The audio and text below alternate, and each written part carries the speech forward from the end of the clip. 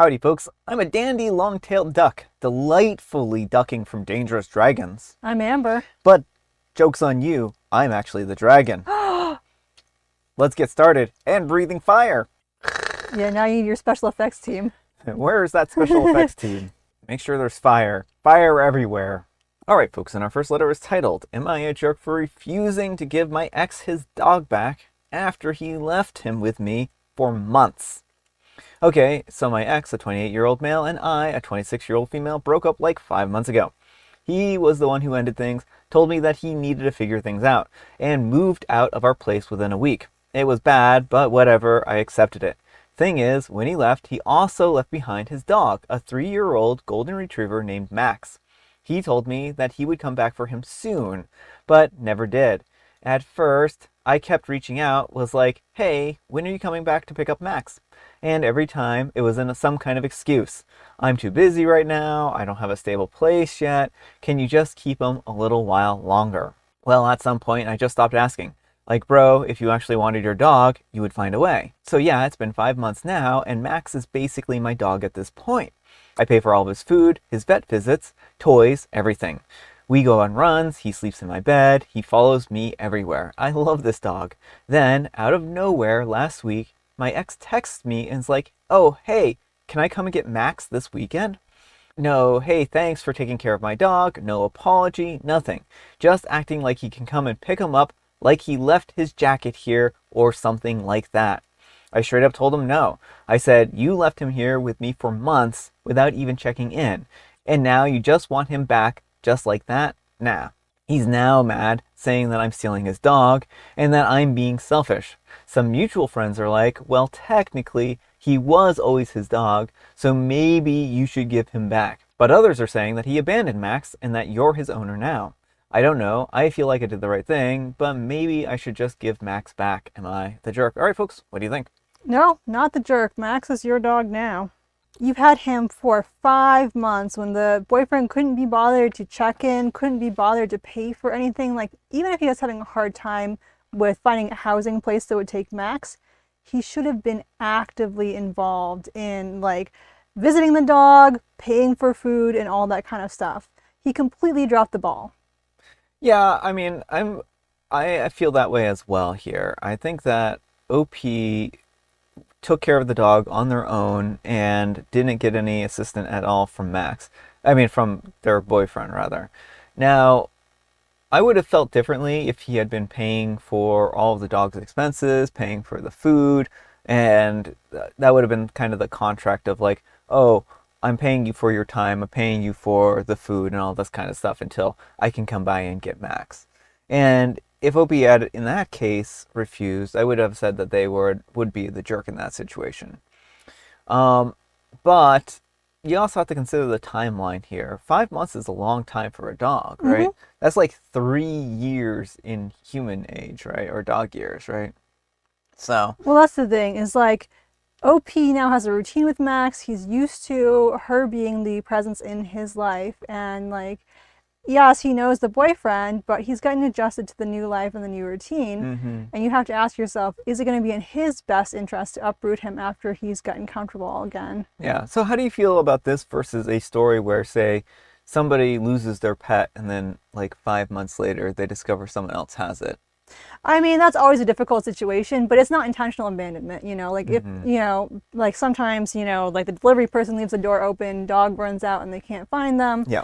I mean, it's going to be rough for the animal to readjust, but I still feel like the person didn't do anything wrong in that, you know, like they didn't intend for their pet to run away. Yeah. You know? I mean, that's kind of how I feel as well. I mean, it feels like this was just pure abandonment as opposed to somebody who loses a pet often is looking for the pet until they find it. Like, again, he couldn't even be bothered to ask for updates, ask for photos, anything like that. It seems like he wasn't trying anything at all. Mm-hmm. And that takes such minimal effort. It makes you wonder how important the dog truly is to him if you can go 5 months without the dog and, you know, nothing. Yeah. But let me know what you folks think. So anyhow, take care and good luck.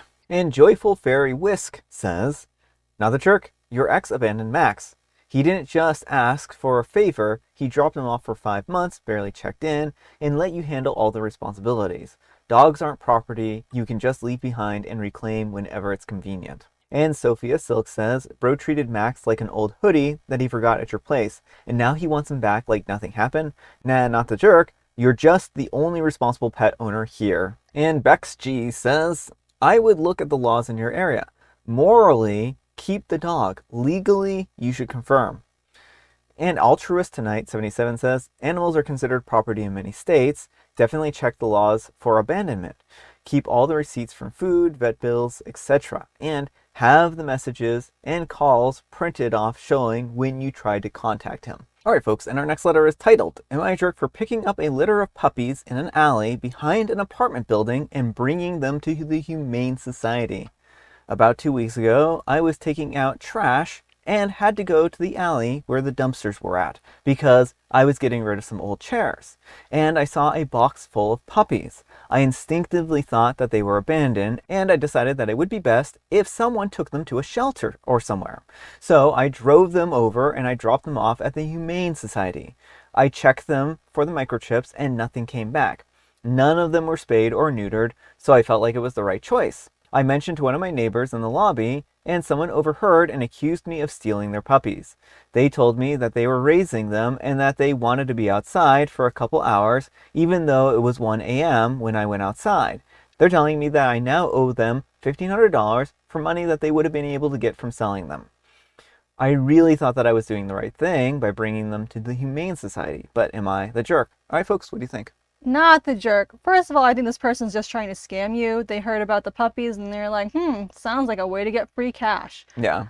But secondly, even if this person legitimately had these puppies, you don't leave puppies in a box by a dumpster at 1 in the morning. Well, that's it. And this is a difficult situation because the question is like, where's the mother dog in all of this too? Mm-hmm. Like separating the dog from the pups probably wasn't necessarily the best thing to do unless you have evidence that the mother isn't anywhere to be found. I think that can be pretty traumatic for the mother of the pup. So I think that I don't think they did the wrong thing, but also I think that they should have probably waited around to find the mother. I mean, I disagree in that I'm pretty sure whoever did it fully intended to get rid of the puppies and don't care about how the mother dog feels about it. Like, you don't leave puppies by a dumpster unless you're trying to get rid of them. Well, I mean, it could just be that she was foraging for food or something like that if it was a stray dog. Maybe if they were newly born, but it sounds like these puppies were old enough to like they're not like, it doesn't sound like they're brand new born puppies. I mean, that's a good point. I mean, I guess to me it depends on the age then, right? Yeah. If these were like brand new puppies, then bringing them to the Humane Society might not have been the best course of action. But if these are like developed puppies that are, fully weaned, then that's a different story entirely. Because if they're too young, the Humane Society can't even usually take them because of the, they haven't been weaned and they haven't, they won't survive. Yeah. So, I mean, I guess if they were able to drop them off to the Humane Society and that's the case, then maybe it was just fine. I mean, I could be mistaken. I don't 100% know, but I do know that a lot of times animals cannot be put up for adoption until they're a certain age because they need the maternal support. Yeah. But let me know what you folks think. So anyhow, take care and good luck. And Ghost Woman says, bah ha ha ha ha, $1,500 for some dumpster puppies? Absolutely not the jerk. You did the right thing. You found puppies abandoned in a box at 1 a.m. in February. No more verbal conversations about this, but consider texting or emailing your landlord to build a record. Reiterate where and how you found the pups. Did they have water or shelter? That you took them to the appropriate shelter out of concern for their well-being, and that you told the alleged owner where to retrieve them if they actually cared. And Opie replies, they were really cute, though let's not aim our sights at the puppies. They deserve better than to be called dumpster puppies. And Countess Minna 13 says, so you found puppies outside at 1 a.m. and the Humane Society happened to be open at that time? And Opie replies, no, they open at 7 a.m., so I had to keep them in my apartment for a day. And Philip Topical says, not the jerk, ask them for proof of ownership. Should be simple with a cell phone. I'm pretty sure they took lots of photos. Who wouldn't? Then, if by surprise they have proof, direct them to the Humane Society and let them know that's how they can claim them. and if you find them neglected again, you'll be returning them to the Humane Society again, but this time you won't notify them of which one. When they argue, tell them to take you to court. They won't because they're lying. And OP replies, they sent me photos, but I think they got them from Google because they are Shih puppies, and the puppies that I had were mutts. So the photos didn't even match the dogs. Yeah, it's a very poor attempt to scam OP out of money. All right, folks, and our next letter is titled, Am I a Jerk for Telling My Brother that I'll report him if he doesn't start treating his dog better? So I'm a 32-year-old female, and I got into a massive fight with my younger brother, we'll call him Jake, over how he treats his German Shepherd. And now my whole family is acting like I'm the bad guy. Jake has always had a temper, but ever since he got his dog a year ago, it's gotten worse. The dog is absolutely beautiful and super smart, but you wouldn't know because it's literally terrified of Jake. Every time I visit, he's curled up in a corner shaking. If he moves the wrong way, Jake immediately starts yelling at him, and if the dog doesn't follow a command fast enough, he hits him. I've seen him slap his dog, yank him so hard by the collar that he chokes, and even jump on him to show him who's boss. I tried talking to Jake about it so many times. I told him that he needs to be patient and that he should rehome the dog if he can't treat it right. Even offered to pay for training classes because clearly he has no idea what he's doing. But every time he just brushes me off like I'm being dramatic, says the dog is fine and I should mind my own business. Well, last time I went over, things exploded. The dog was literally laying down, minding its own business, and Jake randomly yells at him to get up. The dog hesitated like for half a second, and then Jake completely lost it. He ran up and kicked him hard. I saw red, I screamed at him to stop, and I told him that if he doesn't treat the dog right, that I'm reporting him. No warnings, no second chances. He laughed in my face and told me to stay out of his life, and that I was being ridiculous over a dog. I told him that I wasn't joking, and that if he thinks that he can just keep abusing his dog, he's dead wrong. Then my mom got involved and basically took his side. She told me that I was escalating things, and that it's his dog, not mine. I told her I don't care. Abuse is abuse, and if they don't do something, I will. Now my whole family is mad at me, saying that I'm overstepping and making a huge deal out of nothing. But I don't care. I love my brother, but I refuse to sit there and watch him treat an animal like this. Am I the jerk for threatening to report him? All right, folks, what do you think? No, not the jerk. Report him now. He does not need, he is doing this intentionally. He is on a power trip. He likes to abuse this animal because it makes him feel powerful or whatever. But clearly he knows what he's doing. He knows it's wrong. He has no intention of stopping. This dog deserves better, and there are laws against animal cruelty. Hopefully this will be taken seriously, and the brother can suffer consequences for his action, and the dog can find a home where they'll actually be loved.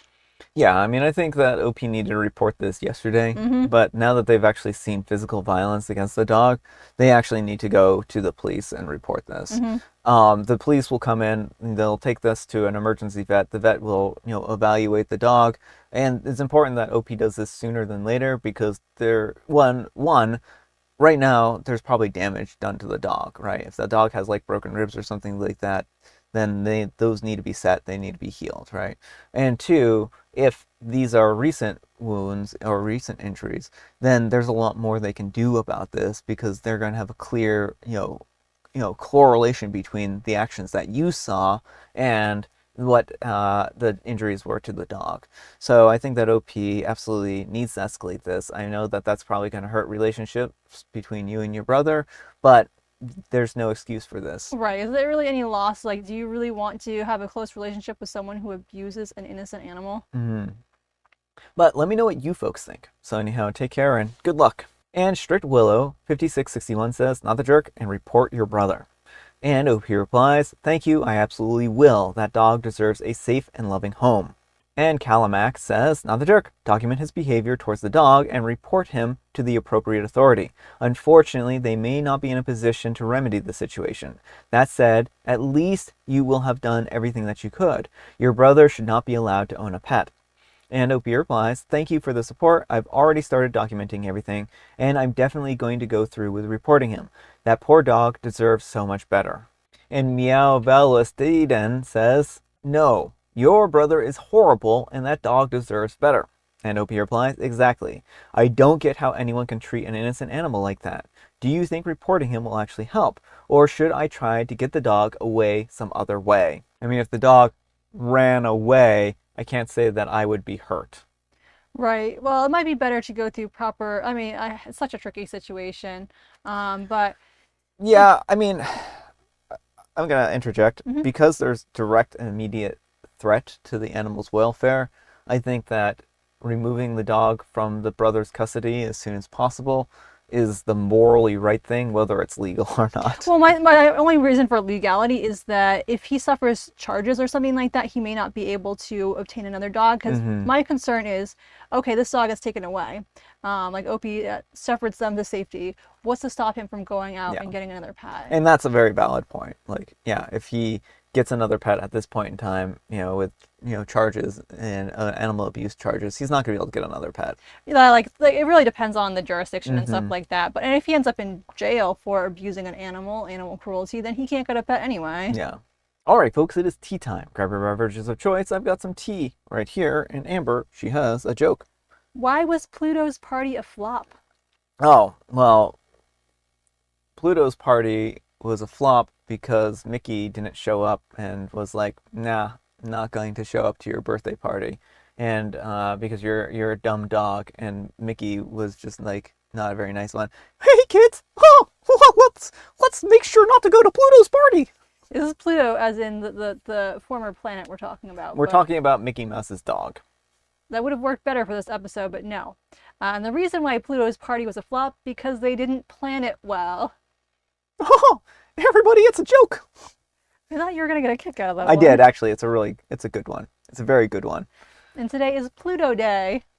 So make sure to go find Pluto in your telescopes.